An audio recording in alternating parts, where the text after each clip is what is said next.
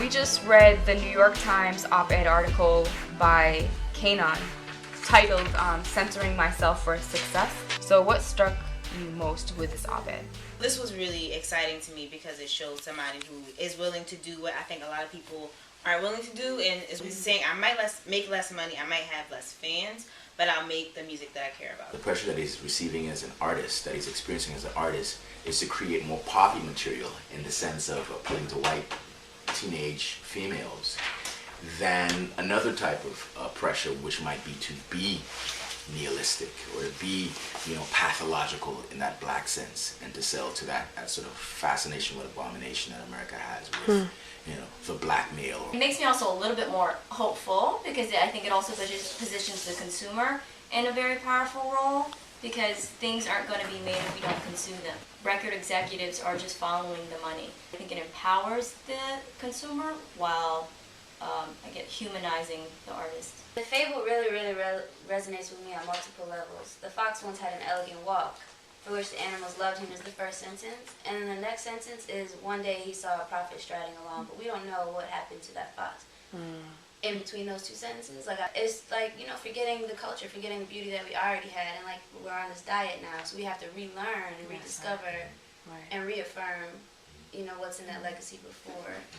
To take people from here to here, we have to make media that breaks it up and sort of scaffolds them to where we want them to be. That's right.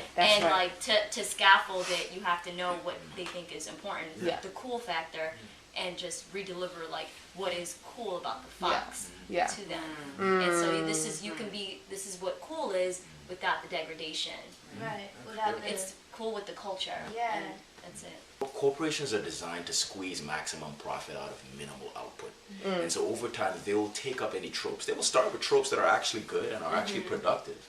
But they're only really capable because of their corporate organization, their structural organization, of reproducing, not innovation. The musicians and the artists that are icons were the most innovative. If you really want to make money, don't you want to cultivate an icon? These record labels are basically just banks. They give you money to make your album, but they want all of it back. And so we want to ask why these artists are making certain choices. It's like the Golden Handcuffs. They're giving a lifestyle, they're giving these clothes, they're giving these cars, they're giving these places to live, and it's just like, if you don't give us our money back, you're not going to have anything. Hey, we don't write these lyrics. No, you don't write those lyrics, but you're creating a platform for those messages to get out there. And you sure as hell have meetings with canons. And your record label said, don't write those lyrics. Right. Yes. And write these kinds of lyrics. We're not going to push that single. Let's push this single. So it's just like the smoke and mirrors. I'm learning a lot in terms of corporations, because that's not often how I think about the media. So that's really it's really positive for me to get in that mindset as well. No one person in any corporation will ever take full responsibility for any decision that a corporation makes in general. That is the nature of a corporation. I really love coming at it from the education perspective, because I feel like so much of what the youth are dealing with is that connection to money. It's I have this life right now, I'm poor, I need money. They're talking about making money. They are making money, as far as I can see. So the stuff that feels good in terms of oh, this is degrading, oh, I'm smarter than this, that sort of fizzles away when they go back home and they're looking at the fact that they don't have any heat, and I'm having a child, all of those things, it's so connected to money. I feel like that is something that you really cannot overlook.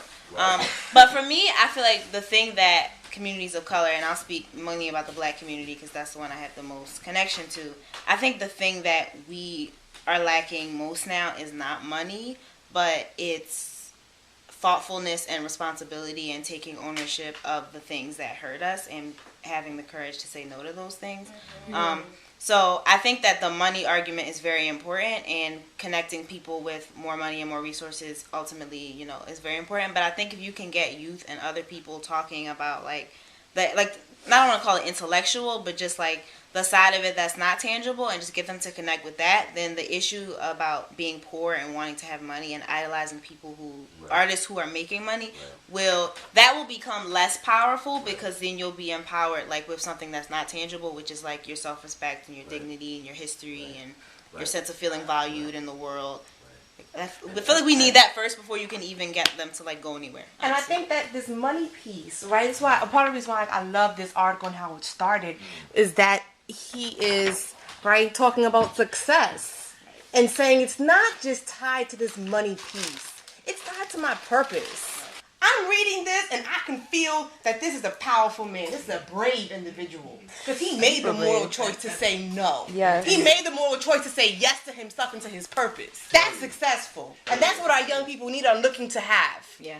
To say yes to themselves. Yeah. He may stand to gain more, even if you want to look at it That's purely right. monetarily. That's in the right. long term. In the long term. By having a career in which he's got a core audience that Yes. continues to follow him, which 10, 15 years from now, when all the other people who he was big with 10, 15 years ago are now washed up and whatever they're doing, you know, he's still making a steady And that's stream how of income. icons get created. Right. Because And- they decide to not go that route of just following somebody else's Right. walk. Right. But to decide to follow their own walk, the walk of the fox. And if you look at the real icons that have been around generationally, they've had ebbs and flows. There've been times Some that of have them never had a disappeared. #1 record. Right. Yeah, there's times that Right. they've disappeared Never. altogether and then reemerged. It takes time, and you have to be willing to put in the work and put in the effort and be disciplined to that.